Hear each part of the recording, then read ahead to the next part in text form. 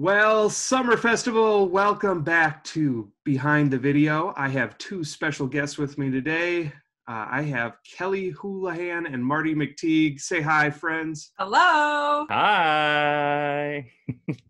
And they are here because we are talking about the video that they helped produce called Clumsy. Where did the idea of Clumsy come from? Well, we had started kind of trying out making some parody music videos, and we just loved doing them as a program staff. They were so fun and interesting, and it just gave you somewhere to start with an idea. And so that summer, I remember looking at kind of what the top 10 songs were, and Fancy by Iggy Azalea was just huge. And I'm like, okay, what could we possibly do with this? And I think Clumsy in some ways is a bit autobiographical for me when I wrote it. I'm not the most coordinated person, and I said, okay, here's some source material that I can pull from, some deep life experience that I can bring into this one. From just looking at the video and watching it again, I was like, Rev and I were basically the epitome of henchmen.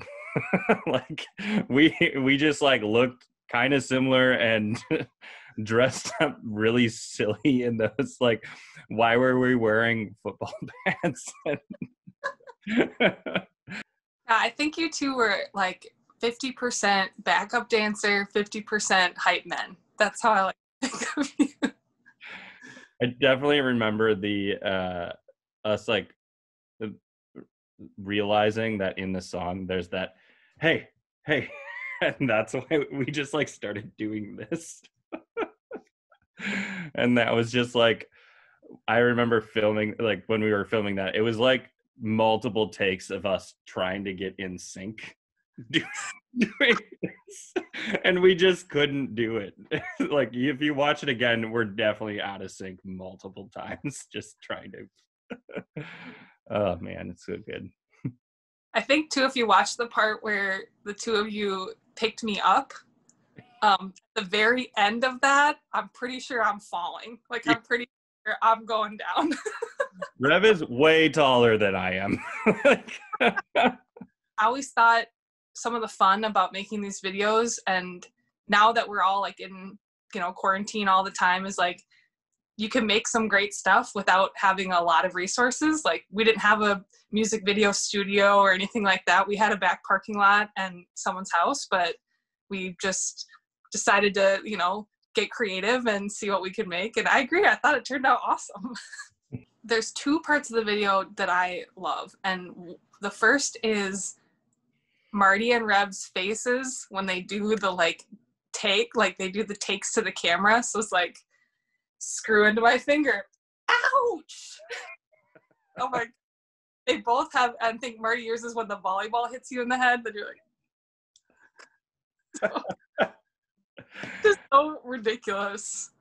And the other part I really love is the slow motion sequence of Rev taking out the trash and then falling and then the trash coming into the shot, because I just remember us trying to figure out how we wanted to do that. We wanted to do it really cool, and him just jumping over and over and over again trying to get that to look neat. So I think it looks cool. Yeah, another thing that was cool about this video in particular was recording the vocal track for it. So Johnny Davey, who actually has a degree in audio recording and engineering, had a studio in his basement for recording. And so I wrote the song and I got a backtrack and I went over there and we recorded it together. And it was kind of one of the first things I'd ever done on that level. And it was just cool to kind of bring that level of vocal track to the video.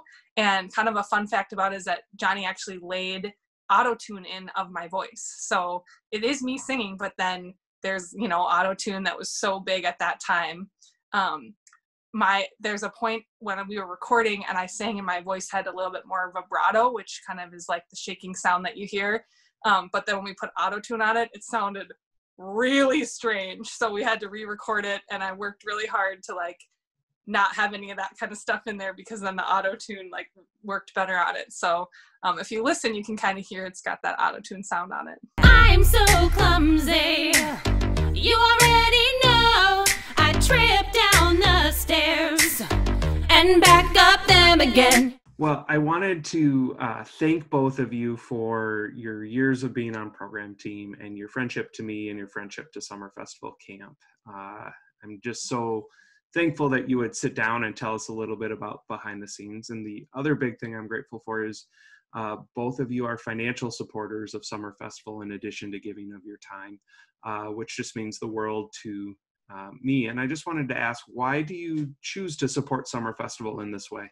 I think there are so many negative messages for young people, and there's so many messages in the world that are telling them that who they are is not who they're supposed to be, or that they need to be more like other people, that they're not good enough, or they don't have worth. And for me, that was such a powerful message at Summer Festival for myself as a young person, that I did have worth and I was enough. And I just don't think there's a lot of communities that create that, and that is something that's so important to me and that I feel is important to support for other young people. And I don't think I'd be who I am now if I didn't have that kind of message in my life at that time. So when I started going to Summerfest, I think it was like the expectation to go there from Christ the King and growing up and like everyone was very excited about going there. But it was one of those things where it was like going with your friends and hanging out and being in a place where you're not by parents and blah, blah, blah. And then like when you go there, I think it's the first place that I had like real conversations, where it's like, like in school, you'd have like religion class or something like that, but you wouldn't have like real conversations about what you're dealing with at that age. And those conversations, you'd have speakers come in that would really bring it out. And then you would be able to talk to, your counselor, as well as hear perspectives of some of your friends that you didn't really think about, even though sometimes it wasn't pulled out fully from everyone.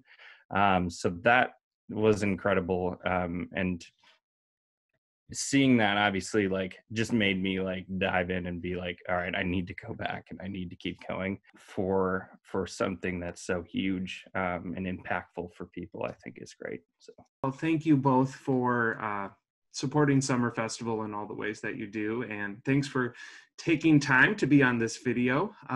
Summer Festival Camp is right now on a campaign to raise $10,000, and our board has raised a matching grant fund up to $4,000. So if you donate today, your donation is doubled, which I think is pretty cool. If you'd like to donate to Summer Festival, there is a form on our website, summerfestivalcamp.com/donate. Very simple, easy to fill out. That's all the time we have for today. We'll be back later this month with some more videos. Thanks, everybody.